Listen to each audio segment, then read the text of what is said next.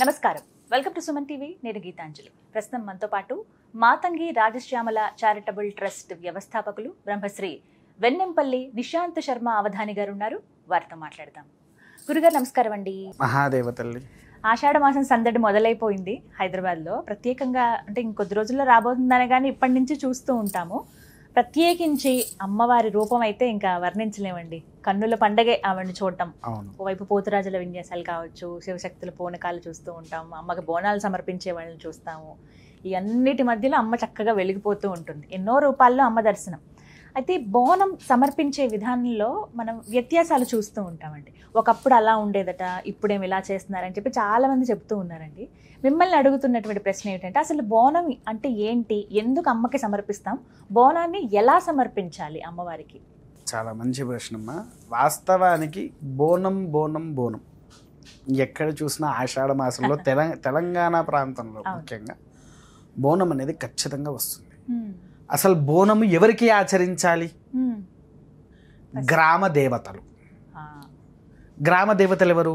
ఊరిని పూర్తిగా సంరక్షించే వాళ్ళు. పోచమ్మ, మైసమ్మ, మారమ్మ, ఎల్లమ్మ, గాజులమ్మ, చిత్తారమ్మ, పోలేరమ్మ, ఇలా మనకు మొత్తము 178 మంది గ్రామ దేవతలు ఉన్నారు. 178 మంది.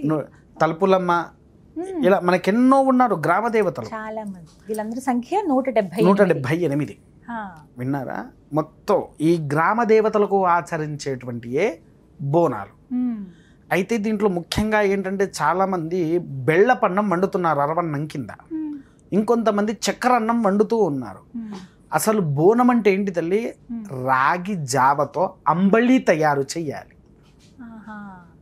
రాగి జావతో అంబలి తయారు చేయాలి. అది పూర్వపు సిద్ధాంతమే. ఇది కొత్తగా ప్రారంభమైంది. అలాగే దాంతో అది కూడా ఎలా అంటే 3 రాళ్ళు పేర్చి, నిప్పు రాళ్ళు అంటమ్మ, 3 రాళ్ళు పేర్చి దాంట్లో రాగి పౌడర్ వేసి, రాగులు విన్నారుగా పేరు, ఎర్రగా ఉంటే మన రాయలసీమలో రాగి జావలేగా అవి తింటారు, రాగి సంగటి తింటారు. అట్లా ఇది వేసి జావ లెక్క తయారు చేసి అది కొద్దిగా చల్లారిన తర్వాత పెరుగు వేయాలి. వేడి మీద పెరుగు వేయకూడదు. చల్లారిన తర్వాత పెరుగు వేసి కలిపి కాస్త పుల్లగయ్యేంత వరకు ఉంచాలి. దాన్ని పుల్లగైన తర్వాత దాన్ని తల మీద పెట్టి బోనానికి తీసుకొని వెళ్ళాలి. అది మాత్రమే సమర్పించాలి. దానితో పాటు ఖచ్చితంగా వేపాకులు సమర్పణ. ఎందుకు? వేపాకులలో ఏంటి అని అంటే, ప్రతి ఒక్క అమ్మవారు స్త్రీతత్వ రూపాలు ఏవైతే ఉన్నాయో ప్రతి ఒక్క రూపం మనకు వేపాకులో కొలువై ఉంటుంది.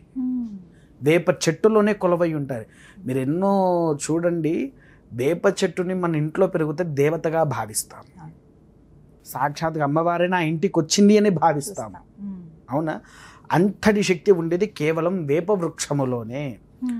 ప్రతి ఒక్క దేవతామూర్తులు అందులోనే కొలువై ఉంటారు. ముఖ్యంగా పోచమ్మ అయితే ఇంకెక్కువ. విన్నారా తల్లి? పోచమ్మ తల్లి అంటే ఇంకెక్కువగా. పోచమ్మ తల్లికి చేసేటప్పుడు వేపాకు రసము కూడా ఎంతో శ్రేష్టమైంది ఇవ్వడం. వేపాకుతో రసాన్ని గావించి వేపాకు రసాన్ని అర్పించాలి. ఇవన్నీ ఏంటంటే పూర్వము ఆచరించే పద్ధతులు. ఇప్పుడు రాను ఏమవుతుందంటే శివసతులు అన్నారు, పూనకాలు అన్నారు. వాళ్ళల్లో కొంతమంది వచ్చి వాళ్ళకు నచ్చినే చెప్పుకోవడం మొదలుపెట్టారు. అంటే నేను తప్పుగా అనుకోని విమర్శిస్తున్నానని. కాకపోతే ఏంటి అని అంటే, ఈ దేవుడు వస్తున్నారని అంటే నేను పెద్ద పట్టించుకోను, వాళ్ళని నేను నమ్మను.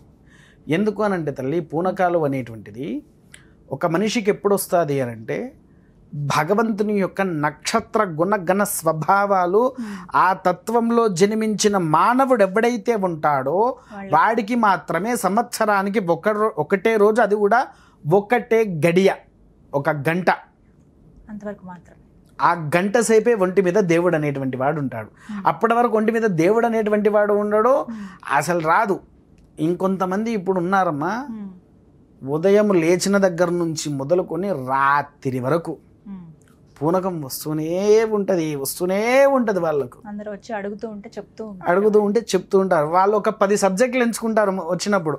వీళ్ళు బయట ఒకరు ఎంక్వైరీ చేసుకుంటారు మళ్ళీ. అది నేను ప్రత్యక్ష సాక్షిని కూడా దాంట్లో.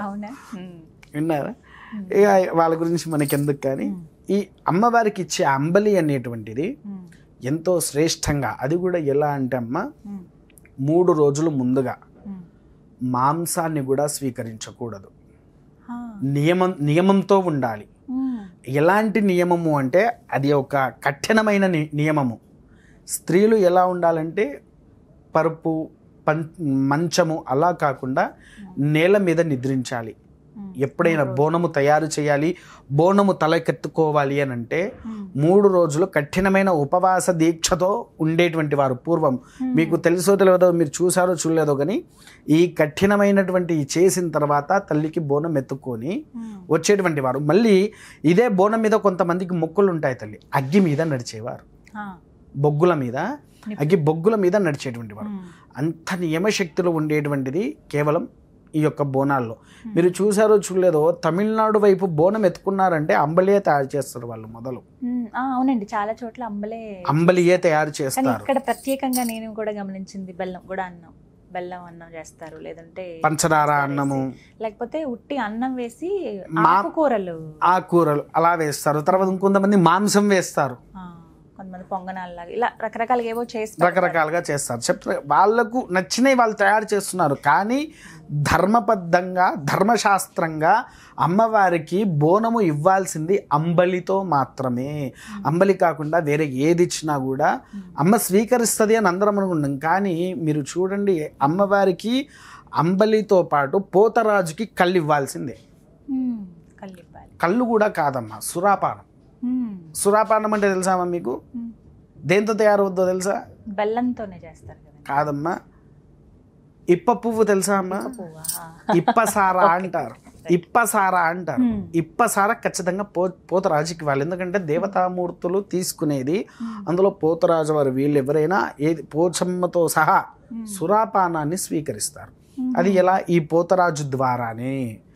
అది మనకి ఇప్పుడు ఎలాగో సారా గీరా మనకు దొరకట్లేదు కాబట్టి ఇప్పుడు అందరూ వైన్లు అని అది ఇదని దొరుకుతున్నారు. కాకపోతే స్వచ్ఛంగా చెట్టు మీద వచ్చేటువంటి కళ్ళుని, అది పవిత్రంగా తయారయ్యేది, దాన్ని తీసుకువచ్చి పోయండి. దాన్ని తీసుకువచ్చి పోస్తే కళ్ళు, అది తీసుకువచ్చి పోస్తే గనక పోతరాజు మన యొక్క కోరికను తీర్చి ఇంట్లో ఎవరికి ఎటువంటి నష్టాన్ని కూడా రానియకుండా సకల శ్రేష్టంగా మనకు చూసుకుంటారు. ఈ విధంగా బోనాన్ని సమర్పించాలి. ఖచ్చితంగా 3 రోజుల ముందు నుంచి, ఖచ్చితంగా 3 రోజులు తినకుండా, అంటే ఉపవాస దీక్షలు గావించాలి తల్లి. ఆ ఉపవాస దీక్ష గావించి బోనము చేస్తే మన ఇంట్లో ఎటువంటి కీడు కూడా జరగదు. అది ఎంతో శ్రేష్టమైంది, ఎంతో శక్తివంతమైంది.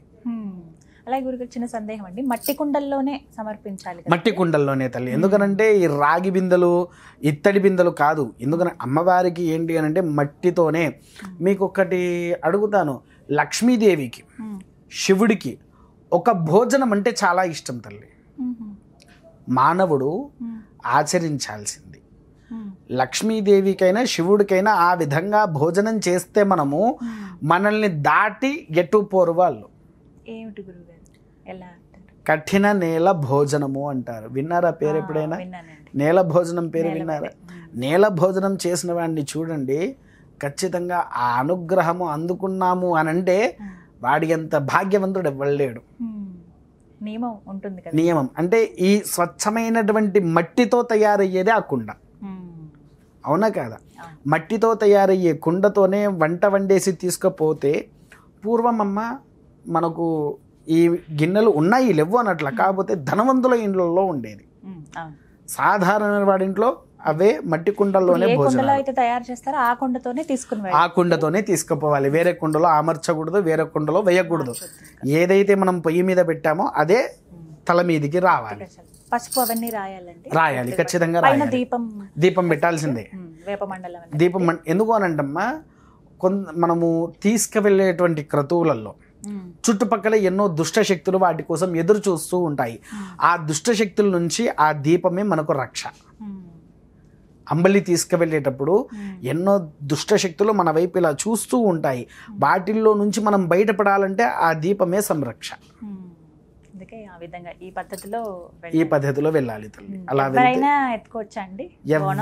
ఎత్తుకోవచ్చు, పెళ్ళైన వాళ్ళు, పెళ్ళవని వాళ్ళు ఎవరైనా ఎత్తుకోవచ్చు తల్లి.